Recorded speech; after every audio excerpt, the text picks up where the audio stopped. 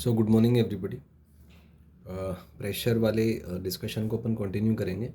तो अगर free fall है मतलब ए इज इक्वल टू जी है तो P1 माइनस P2 भी ज़ीरो हो जाएगा। That means pressure difference zero होगा। तो सपोज़ कीजिए कोई कंटेनर है वो फ्री फॉल कर रहा है और कोई आपसे पूछे कि उसके डिफरेंट पॉइंट्स पे प्रेशर क्या होगा। So there will not be any pressure difference क्योंकि ये फ्री फॉल है। तो हर पॉइंट पे प्रेशर सेम होगा and same as that of atmospheric pressure. लेकिन अगर ए जी से बड़ा है तो मतलब मान लीजिए आप ना किसी लिक्विड को आप एक्सेलेट करा रहे हैं वर्टिकली डाउनवर्ड और जिसका एक्सेलेशन जी से ज़्यादा है तो उस केस में भी लिक्विड फ्री फॉल करेगा और जिसमें कोई प्रेशर डिफरेंस वहाँ पे नहीं आएगा। तो इसको आप विजुअलाइज करें कि कोई बर्तन है उसको आपने जी से ज़्यादा एक्सेलेशन से एक्सेलेट करा दिया तो कॉमन सेंस की बात है जो लिक्विड है वो बाहर आ जाएगा और पूरा का पूरा लिक्विड जी से फॉल करेगा।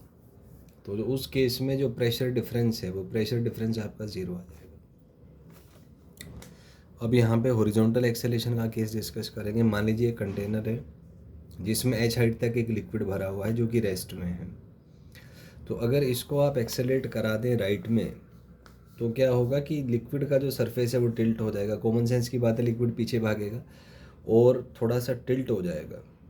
अब क्योंकि हमें पता है कि कोई भी लिक्विड टेंजेंशियल डायरेक्शन में फोर्स नहीं लगा सकता तो वहाँ से हम कैलकुलेट करेंगे तो टेन थीटा आपका ए बाई जी आ जाता है। इसको डायरेक्टली आप यूज़ कर सकते हैं।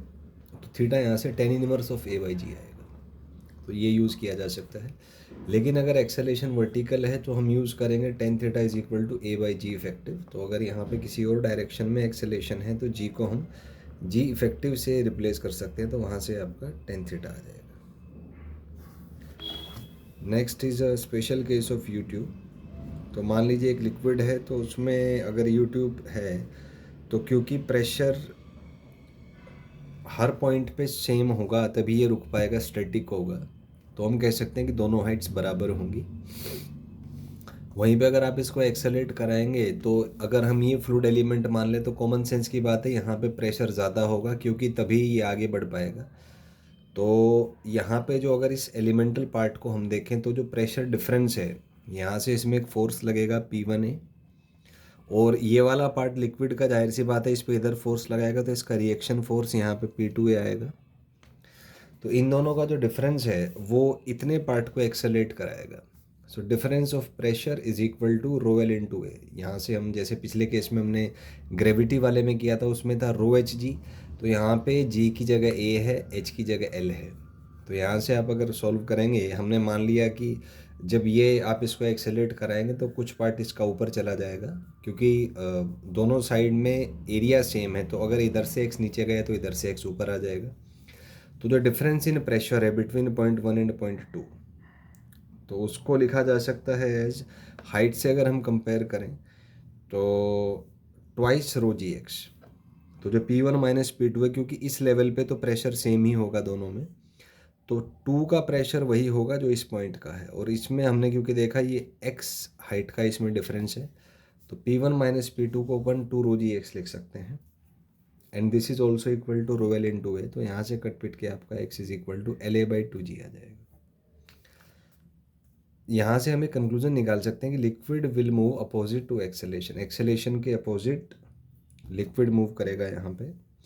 तो ये एक्सप्रेशन इसमें निकाला जा सकता है। नेक्स्ट इज अगर दो डिफरेंट लिक्विड्स इसमें पुट किए जाते हैं तो मान लीजिए ये रो 1 है ये रो 2 है।